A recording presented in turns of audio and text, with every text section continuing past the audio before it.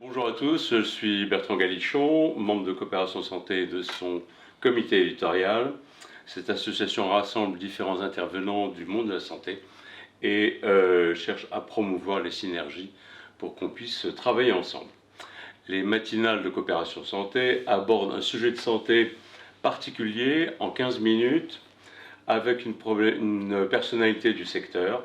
En décembre, nous avons choisi un médecin pour faire le point de la situation de l'hôpital public.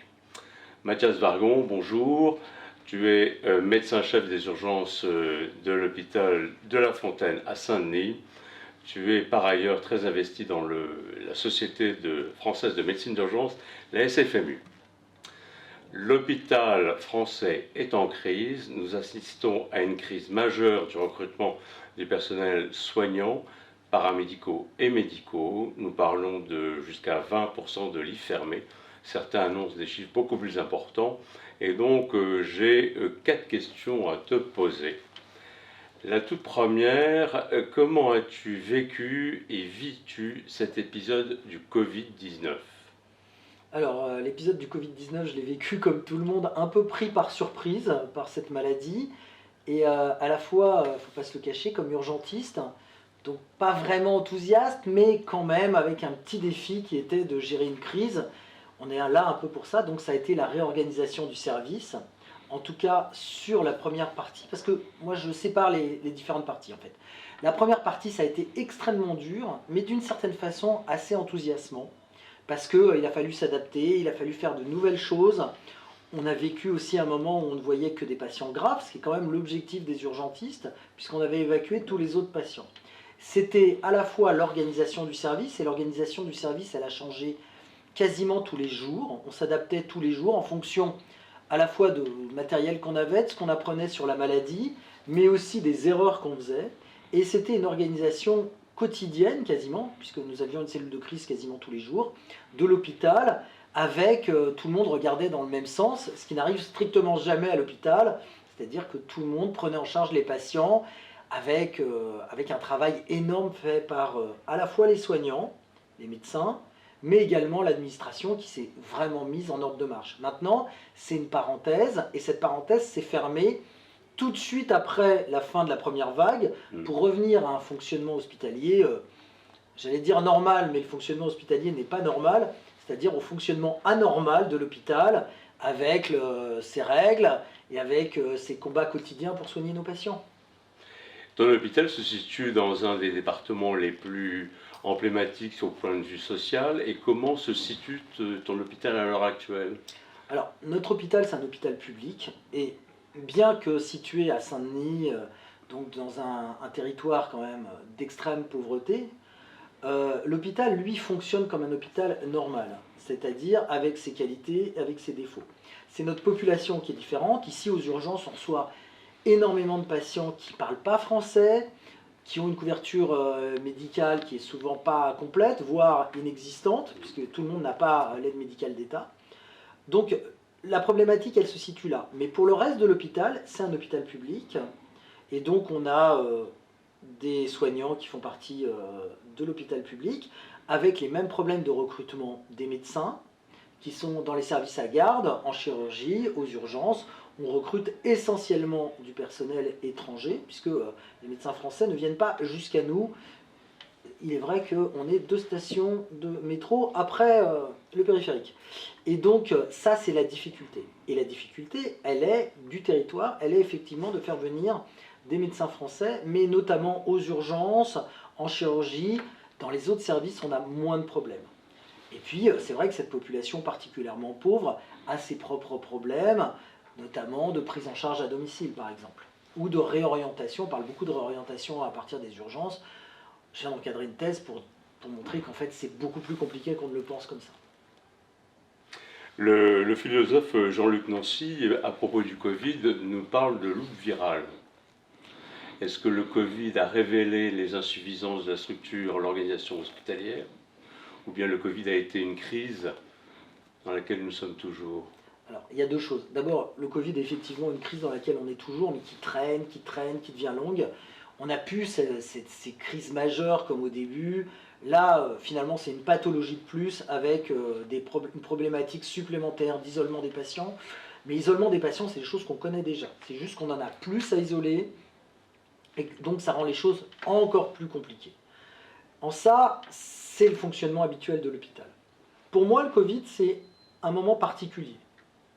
C'est le moment où tout le monde s'est mis dans le même sens, où on a eu des aides particulières, où on a eu un soutien non seulement des politiques, mais de la population. On se faisait applaudir tous les soirs à 20h. Il faut dire que les gens n'avaient que ça à faire. Et puis, très vite, tout s'est délité et on est revenu au fonctionnement précédent. Pour moi, le Covid, c'est une parenthèse. Enchanté ou pas, mais c'est une parenthèse qui se termine à peu près fin du printemps 2020, donc assez rapidement. Et puis depuis, c'est juste des problèmes supplémentaires. C'est pas une loupe, c'est des problèmes supplémentaires, mais comme si on avait une grippe qui durait toute l'année. C'est pas une grippe, c'est beaucoup plus grave que ça, mais des maladies infectieuses qui durent toute l'année. Moi, je pense que l'hôpital va très mal depuis très longtemps. Et on a vu depuis fort longtemps l'émergence de collectifs, de syndicats. Les derniers en date, c'était collectif interurgence, collectif interhôpitaux. Bon, fin 19. Ouais, en 2019, mais en mars 2019, je crois, pour interurgence. Bon, moi, j'ai pas beaucoup aimé ces collectifs, puisque leur seul objectif, c'est d'avoir plus de moyens, plus de personnel, sans aucune réflexion sur l'organisation de l'hôpital.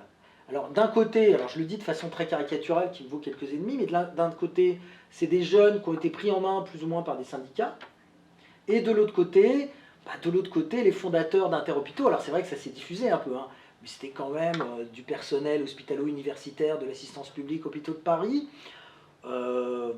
La pitié salpêtrière, c'est un peu comme si l'aristocratie s'était mise d'accord avec le peuple pour faire la révolution. C'était un peu étrange en fait, hein, et d'aucuns en ont eu des bénéfices personnels. Non, on voit bien qu'il y avait ça à ce moment-là en 2019, et que la crise, elle couvait plus, elle a éclaté en 2019. Le problème, c'est que plus de moyens, on sait que l'hôpital, et tu le sais comme moi, que l'hôpital ne fonctionne pas bien, que chacun dans l'hôpital a l'impression de ramer à contre-courant pour s'occuper de ses patients. Et donc l'hôpital ne fonctionne pas bien. C'est un système qui est à la fois très hiérarchique, avec une administration omniprésente, mais qui en profite, hein, qui divise pour régner, avec une direction des soins, par exemple, qui isole les personnels paramédicaux du reste des médecins, avec des pôles qui n'ont aucune logique parfois, sinon celle de la volonté d'assouvir sa volonté de pouvoir. Et en fait, c'est des baronnies. Hein. L'hôpital, pour moi, c'est des baronnies, c'est un système féodal. Alors, quand on est dans les CHU, il y a des grands barons professeurs, mais quand on est dans des petits hôpitaux publics comme moi, il y a des petits barons. Moi, je suis un très gros baron dans un hôpital, puisque le service d'urgence, en général, un service qui a beaucoup de personnel. Et donc, on travaille tous pour sa baronnie et on ne travaille pas ensemble. Et maintenant, à l'intérieur de ces baronnies, non, on a décidé de faire des systèmes en silo. C'est-à-dire que théoriquement, évidemment que c'est pas comme ça que ça se passe dans la vraie vie, mais théoriquement, finalement, pour moi, pour parler à une infirmière, il faudrait que je remonte à la direction des soins, qui redescend au cadre sup, qui redescend au cadre, qui descend pour parler à l'infirmière. Donc tout ça, c'est n'importe quoi. Et l'hôpital ne peut que aller mal dans ces conditions-là. Et donc, en 2019, il a commencé à trembler. Le Covid s'est arrêté, mais ça a donné une sacrée secousse, parce que ça a donné au personnel, finalement, l'envie de partir encore plus rapidement, mais au personnel des urgences, au personnel du reste de l'hôpital, en France ou ailleurs. Mais on voit bien que le rapport au travail a changé, puisque, j'allais dire, on est un peu dans la même situation que les restaurants et les bistrots, en fait, hein, du personnel qui travaille beaucoup, qui travaille de nuit, qui s'aperçoit finalement que les autres sont restés à la maison, peuvent rentrer la nuit chez eux, peuvent passer le week-end en famille, et donc c'est une vraie réflexion vis-à-vis du travail, et l'hôpital n'apporte pas de réponse à ce niveau-là, en tout cas pas encore. Il y a une assertion qui traîne en ce moment qui dit que le départ, les démissions en nombre plus important du personnel soignant sont à mettre sur la fatigue secondaire au Covid. Ou est-ce que c'est d'autres... Faut pas le nier, il y a probablement ça, il y a la fatigue secondaire au Covid, mais il y a le retour à la vie d'avant. Moi je crois que c'est la déception du retour à la vie d'avant. En fait l'hôpital, c'est pas qualitatif. C'est un management à peu près, Alors les directions disent qu'ils font du management, moi j'y crois pas. Les médecins font pas de management, ils font des formations, mais c'est pas des managers nés. Enfin, il y en a qui sont des managers nés, il y en a plein qui le sont pas et qui croient que, parce qu'on a fait médecine et qu'on a appris médecine dans un bouquin, ils croient qu'être un leader, c'est l'apprendre dans un bouquin. Ça marche pas exactement pareil, les relations interpersonnelles, que la lecture de scanner.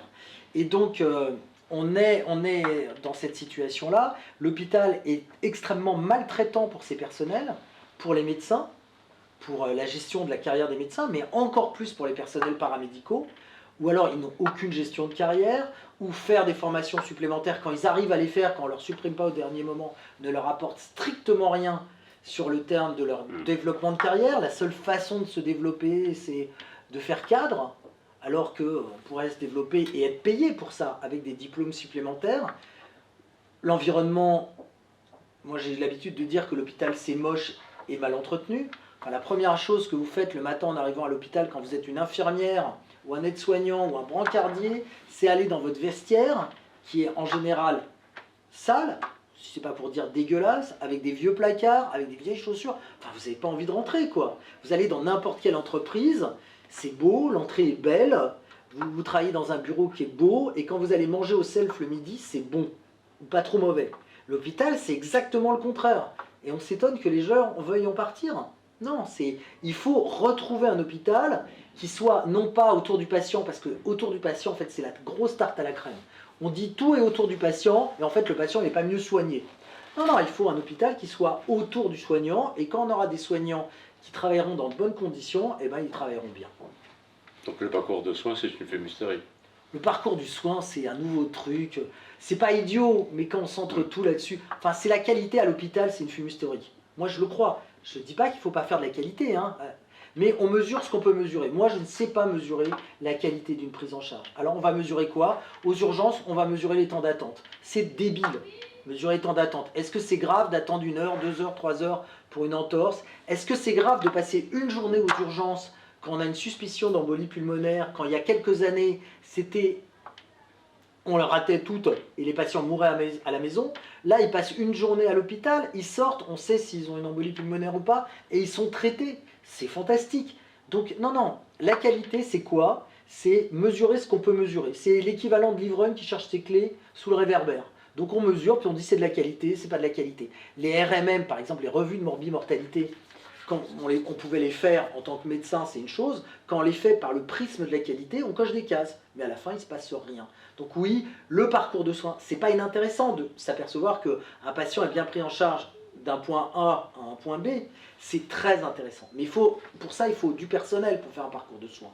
Or, on insiste pour que les gens fassent de la qualité avec peu de moyens. Ça ne peut pas marcher. Très bien. Et pour continuer notre réflexion, finalement, en changeant un peu de prisme, est-ce qu'il faut revoir la copie du Ségur de la santé? Moi, je crois qu'il y a un vrai problème avec le Ségur de la santé, c'est ce qu'on attendait et ce qu'on a eu. Puisque les gens attendaient et ce qu'on savait ce qu'ils allaient avoir. En fait, moi, quand j'ai entendu parler du Ségur de la santé, je savais.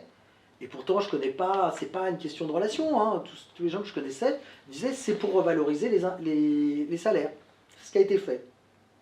183 €.